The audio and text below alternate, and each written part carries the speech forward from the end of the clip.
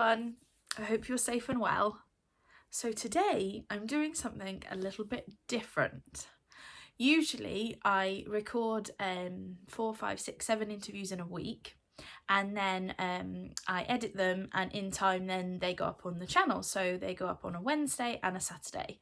So I've always got like a few interviews in the bank, if you like, all ready to go, and then I'm always interviewing more people. But today I'm doing something a bit different. I am interviewing someone right now at 2 o'clock this afternoon, and I'm going to air this episode tonight. Please take a listen to my interview with my next special guest, Danny Hatchard. Where did your love of theatre, acting, performing come from? I think it was from a very young age. So I kind of knew I wanted to be involved in the arts when I was about 5. Okay. Unfortunately, I didn't grow up with the luxuries that I needed in order to kind of pursue it as such. But I knew that I was really interested in it. I've always been fascinated with people and human behaviour and the differences in people. And I've always been a raging empath. So I've always really felt for others and kind of always try to understood people who were quite different. So yeah, I guess that's where it's always stemmed from, really. Just trying to kind of understand and then trying to replicate it. I've always found it quite interesting. So yeah, it's that thing with acting, isn't it? It's kind of like that mixture of playing and also learning and storytelling. It's a very unique, I think anyway, art form. Oh yeah, 100%, 100%, and you never stop learning either. You're consistently learning. I've worked with some incredible actors over the years who have an extensive CV and well into their 80s and 90s even, have been in a business for years, and they've always said that they never stop learning, and it's a constant journey, and that's one of the amazing things about it. It doesn't get boring. No, you've got to be a sponge as well, haven't you? Because you've got to take in every ounce of information and advice. But everyone is a sponge. I mean, that's what we are as humans. We process information, but we only really tend to process information when we're interested in what we're hearing. Sure. So for me, it was it's quite easy to process information when I'm engaged and I'm interested in what I'm learning. I was never the most academic child, so pursuing the arts for me was easy, and it was simple because I enjoyed it. Yeah. And do you remember your first role? Was it in theatre? Was it in TV? Yeah, it was in a play called Beautiful Thing in the West End with Saran Jones. Yeah. It's a coming of age gay love story about 2 young boys being brought up in Thamesmead during the early 90s when Margaret Thatcher was in power, and she brought out a law called Section 28, and it was that you weren't allowed to talk about homosexuality in educational environments. And her theory was that if you ceased to exist about homosexuality, it would therefore diminish. It would no longer be a thing, which is obviously totally backward. Yeah. But it was way ahead of its time, and when I did it in 2013. Straight out of drama school, and it was the 20th anniversary, so it was more of a celebration of it. Yeah. Amazing. And you talked a little bit there about drama school. What was your training like? Yeah, it's fantastic. I went to an amazing drama school called the Arts Educational Schools, which is based in Chiswick. I studied in musical theatre, but I only did that because growing up I'd always sung, I'd always danced, I'd always kind of been heavily involved in all sides of the business, well, interested, shall I say, and it just made sense to me to attend a musical theatre school. I think all of the other musical theatre schools I weren't all that interested in. I think Arts Ed for me, I figured it would be good because at the time I figured that they had a real solid acting side of things, but it needed work while I was there, but I certainly learnt a lot, and it was an amazing school, and I met some incredible people, and that has, I would say that ArtsEd has been an outstanding foundation for me to build a career. Yeah, brilliant. And you said there that you trained in musical theatre. Did you hope to go on to musical theatre, or while you were there, did you discover that actually you preferred the acting route? No, I'd always preferred the acting route. That's always how I wanted to do things. I love musical theatre, but unfortunately, I don't think there's enough real good ones out there, and that's really why I haven't done many. I've done one since I left drama school, so one in 7, nearly 8 years. We tend to bring back and rework the classics, and as much as I love the classics, I think for me, I love to be a part of something original.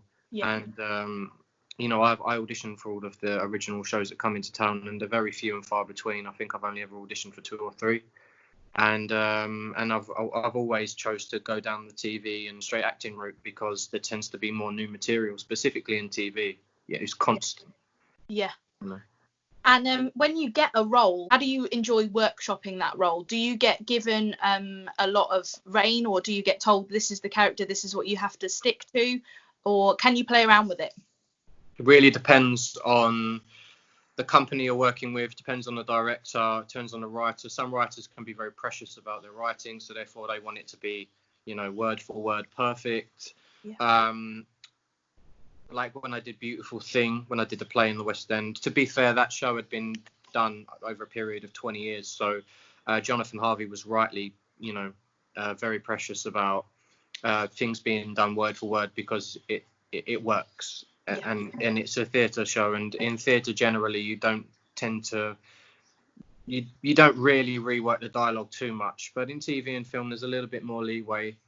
It's a much bigger creative process, and you kind of, like, I've just finished I have a series called Our Girl for BBC that's airing. The last episode's actually airing tonight.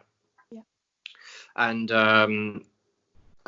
Tony Grounds, the creator of the show, the creator and writer of the show, he was quite relaxed and quite collaborative in terms of manipulating dialogue ever so slightly and the musicality of dialogue in order to make it fit my portrayal of the character a bit. So yeah, more often than not, you do get to rework things and mold it more to suit how you want the character to work, but it is a collaborative process. If Tony Grounds didn't like what I was doing, he would tell me, and we would have to rework it again until we were all happy. Yeah. And you just said there about working on Our Girl. How did you find that? Because I guess that's one of those, it's quite a physical physical job. It's, you're trying to not necessarily portray somebody's life, but this is a job that people do. Yeah. How did you find that? I was up for the challenge. I was up for the task. I think for me it's always really I've always been very, very much interested in replicating real life scenarios. Obviously, this is a drama and it's fictional, but these kind of things do happen, and I think it's always good to. I think the art should always first and foremost be educational to some point, as much as it should be entertaining. Okay. So to approach a character like Cheese, who's not the nicest person in the world at the moment, as we can see, it's it's a challenge. It was something different to what I'm used to, polar opposite to other characters I've normally played. I think you've just got to do the research, ask the right questions. We had a military advisor on set at all times, so we paid attention to the dynamics and how to hold the gun right, how to stand, how to address your superior, all of those things. The minute details were so important, and you can't help but enjoy it because you're indulging in a character and you're paying attention to the finer details and making sure that you're telling the truth of the story.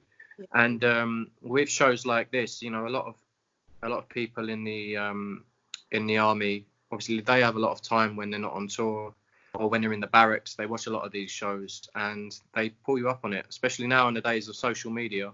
Yeah. And so that challenge of making sure we get everything right or to the best of our ability is it's an amazing challenge, and it's great, and it's something I thoroughly enjoyed, and I'd be up for doing again in the future. Yeah, you were talking there about the character. Do you enjoy getting given character and then being able to peel back that character? And so we see your character that you were just talking about, you know, we see this harsh character, but do you enjoy peeling back and looking at the character going, okay, what would this character have been like to make him like he is? You know, what are the things that have happened to him that we don't see and that we might not see to make him, you know, how he behaves? Yeah, you see, it's quite difficult to do that when there's no particular archetype in your character's journey, because I could create a backstory and loads of subtext for my character, but and then and use that in order to portray my character in this season, but and then the writers can freely go off and completely contradict that when he writes the next season. So, you know, I can only really portray Cheese to as much as what I'm given.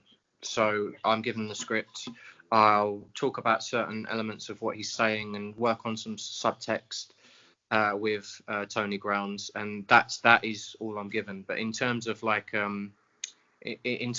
his background, where he comes from, you know, we did discuss that a little bit, but I think it's mainly just kind of, it's playing, really. It's just playing and experimenting and seeing what works, and being very much aware of your environment and what Cheese is trying to get out of every situation, you know, playing the what ifs, and and just having a bit of fun with it, really. And I think in terms of getting to know him more of as a character myself and the audience, to have the chance to do that, you know, there'd need to be another season at least. Yeah. Because he's still quite an early, you know, he's in a very early development. We're in a very early development stages of introducing him as a character. So there was actually in the original first episode that Cheese was introduced, which I think was episode 4. The first actual scene that you was meant to see him in was when you come to find out why he was called Cheese, and Tony Grounds at the last minute decided he didn't like it, so he just cut it out. Okay. Which has now left it open for another interpretation as to why he was called Cheese. Yeah. So it's a continuous developmental process. So yeah. So you know, I don't know yet. So I guess we'll see. We'll see in the future if another season gets commissioned. Of course, it's exciting, isn't it? You know, to come into a series that is well established, if you like, and play a character that is kind of a mystery. That must be quite intriguing. You're not based on anyone. You're not, you know, like with the play, you're not playing it that other people have played. You can't look at it not with totally fresh eyes because you've seen other people play it. You've got that character to base it on. You've got with this, you're just like, we've got to roll with it. Yeah, exactly. Yeah, you do have to roll with it, you know, and ask the right questions, you know, make sure all of the typical things, just make sure that you're on top of your work, because, you know, we have to remember it is a job, and, you know, and we're expected to do our job properly. We're expected to demand the stage and command the stage and be in control of the scene. Because, you know, there's a lot going around us. You know, we've got boom operators, we've got camera operators, we've got first and second ADs, we've got directors, DOPs, you know, people running around doing their jobs, lighting designers, you know, so we're expected to do ours. And if we haven't, and we're one of the only ones really, well, one of the main ones that if we're not doing our job properly, it holds everything back. So there's a little bit of added pressure there, but it's nice because it means that more often than not, you turn up on set and you're ready to go. And talking about being on set, were you was that on location? Was it hot? Well, not too hot actually. We filmed it in South Africa, so Cape Town in South Africa, and we went over there during when it was out of season. So their winter is our summer, and their summer is our winter. Okay. So I went over there during our summer, which was their winter, which is still nice and warm.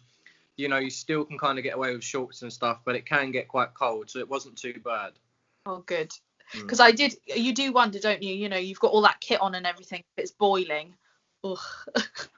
Yeah. The guys before they filmed the season before in Peru and Kuala Lumpur, and I remember them telling me it was boiling. Yeah, boiling out there. So I don't envy them with that. But what advice would you give young people wanting to come into the industry? What advice would you give them? I'd say be patient, be thick-skinned, be tenacious. More of, I would say, just be passionate. You know, Quentin Tarantino, obviously an incredibly famous director, one of my favourites. He said something recently about if you love it and then you will just do it. And I think there's nothing really truer that's been said. I think if you love it enough, you will eventually just do it. It's about indulging in it. It's about spending all your time doing it. You know, you have to put the work in. You have to accept knockbacks. You have to accept that people are not going to like what you're doing. People are not going to like you. And you have to work on yourself and continuously want to grow. Yeah. And you have to be able to criticize yourself, but not too harshly. You have to criticize yourself enough to potentially grow from that, as opposed to knock yourself down to the point where you don't feel like you can do it. Educate yourself on general knowledge. You know, all of these things really come into play. You know, history and, you know, politics and science and anything. Pick up a book and read. You know, and improve your vocabulary. Ask questions about different characters on TV, and, you know, why people are acting the way that they are. I tend to watch a lot of people. I know that sounds weird, but it helps me a lot. Specifically when I'm in London, I'll sit outside a coffee shop for hours and just watch people. Yeah. And sometimes I'll create little backstories, which are most likely completely untrue, but it helps get your artistic juices flowing. Helps you ask a lot of questions. It helps you become more observant, and becoming more observant means that you then open up a lot of doors to create a character from scratch. Yeah. So yeah, I mean, yeah, there's a lot of information there, so I hope that helps. It does. Lots of things that you're saying, you know, really resonate with me. As somebody who, you know, I run my own theatre company, and we do lots of exercises like what you just said, watching people. It sounds really, doesn't it? You know, you've got a room full of kids who are ready to learn a song or a dance, or, you know, put together an acting skit. Like, right, today we're going to watch each other move around the space, and they're all like, oh, great. Yeah.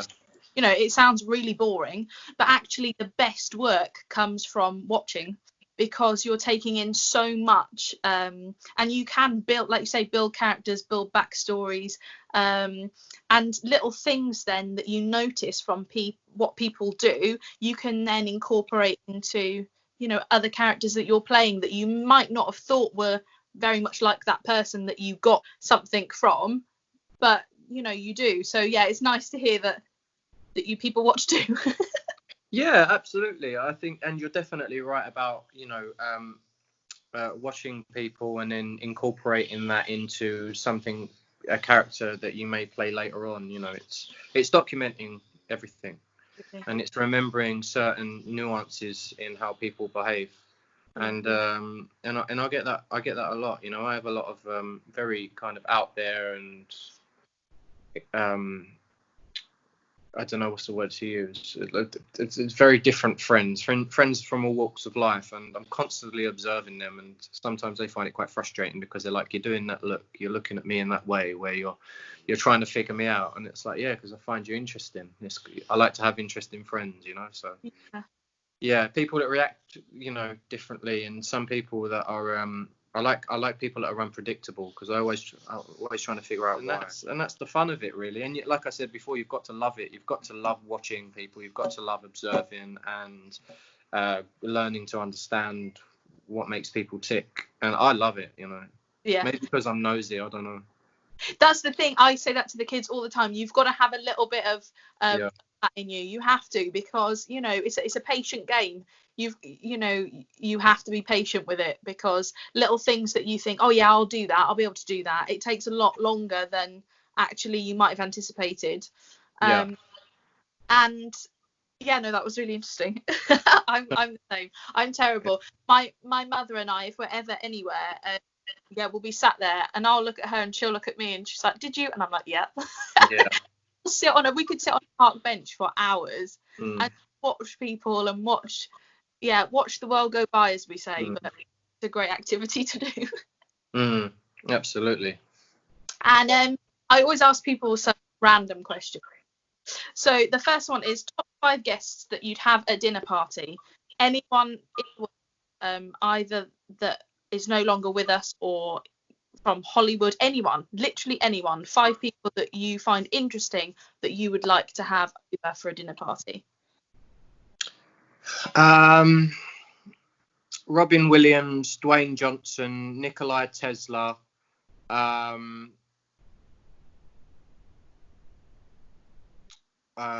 Laurence Olivier, William Shakespeare. Wow, that was an incredible list. I thought you were sat there when I said it. I thought you were going to be like, right. I thought I was going to see the brain ticking over. That was like bam, bam, bam, bam, bam. That's who I want. I mean, there's a couple of reserves there as well, but you know, just in case. I mean, generally, yeah. I think those 5 definitely. They're just such a different array of people. I think if I was going to be on a table with kind of the same kind of people, what's the fun in that kind of discussion, you know? Yeah, exactly. So yeah, I think them in general, because I think Nikola Tesla, because an underrated genius. You know, everyone goes mad about Albert Einstein, but Nikola Tesla was arguably one of the biggest geniuses and most influential geniuses of human history. You know, I would argue. Dwayne Johnson, just because I love him. I love his work ethic. Robin Williams, because I grew up watching his stuff, and for me, he's nostalgia. Yeah, same. Laurence Olivier, because you know he's an acting genius, and Shakespeare because he's also a genius, and I would like to see how I would probably sit there and observe how the others asked him questions. And I was just going to say, you'd sit back and watch the chaos unfold, I think. Yeah, exactly. You wouldn't wear in edgeways, would you? I wouldn't want to. Oh, brilliant. I'd probably be too intimidated. I love it. That's a great amount of people. Fab. And have you got a bucket list? Are there things that you are desperate to do, not just, you know, within your industry, just in general? You know, are there things that you think, oh, I'd love to be able to do that, places you'd love to see? Yeah, I would really like to travel a lot more. I'd like to kind of, you know, just experience the world, specifically nature. Yeah, I'm a big lover of nature. I love animals. I love wildlife. I'd like to experience as many animals as I can in their natural habitat. Yeah. And just peacefully just observe. Yeah, I think it's an opportunity worth taking, I think. So that would be that. Yeah. That's it. That's kind of it, really. Yeah, because I think there's a lot to be gained from it as well.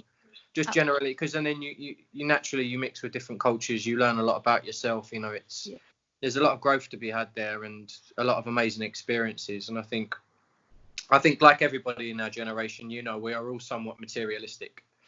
You know, we just are. We like nice things. You know, we like iPhones and iPads and nice clothes and cars and this, that, and the other. But for me, I think a very small percentage of my finances would be invested in those things. And the majority of it would be invested in experiences. Yeah. Because tomorrow is never promised.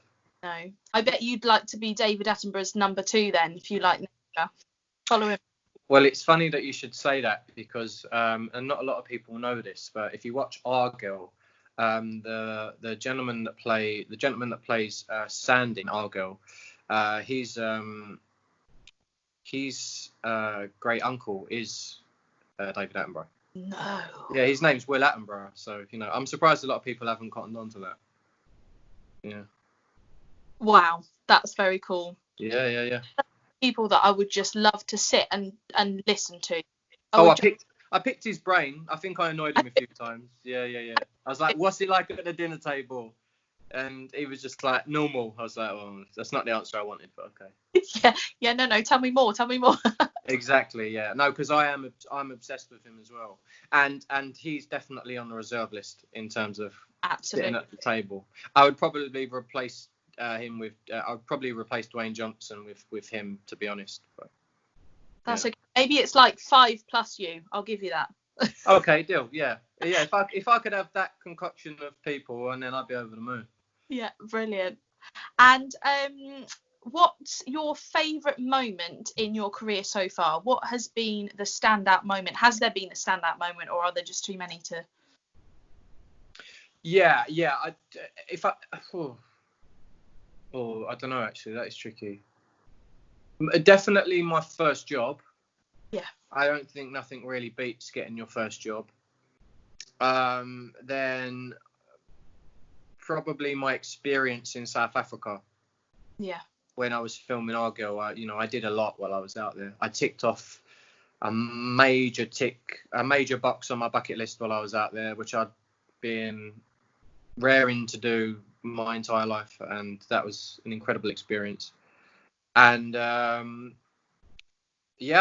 just I think those two things in particular. Yeah. Probably the best.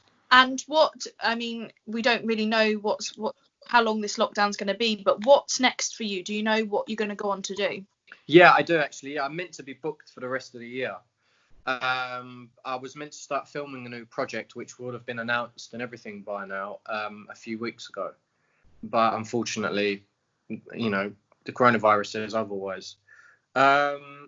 It's an exciting project. It's a 4-part drama for the BBC. It's brilliant, and I can't wait to get going. None of the cast have been announced yet, so I don't know I don't know yet who I'm meant to be working with.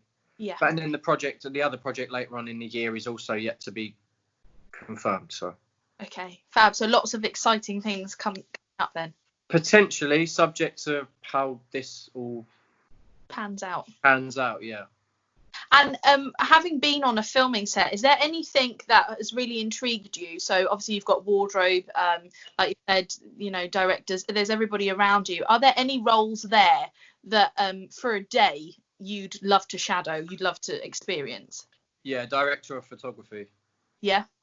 Yeah, I think it's an art form that I'd love to understand more about. Yeah. How they could just tell a story just through angles and getting the right shots. They really are artists. A director isn't anything without a DOP. Okay. Yeah. Fab. Well, yeah, I guess, as a director, you've got the vision, but the other person brings it to life. Oh, yeah. We had a gentleman called Lance who was the director of photography on Our Girl, and he was a genius. Yeah. And I did at times try to just be a bit nosy on how he was getting his angles and stuff, and he'd just see things you couldn't even imagine. Yeah. Nice. And but in observing and watching that, you learn. Of course. Yeah. Goes full circle back to our first thing of always learning. Absolutely. Yeah. And my very last question for you is, what have you been up to in lockdown?